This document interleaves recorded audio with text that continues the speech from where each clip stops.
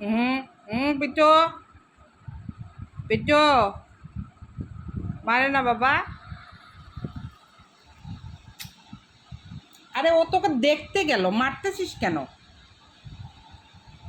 থাকো থাকো থাকো, তুমি এইখানে থাকো।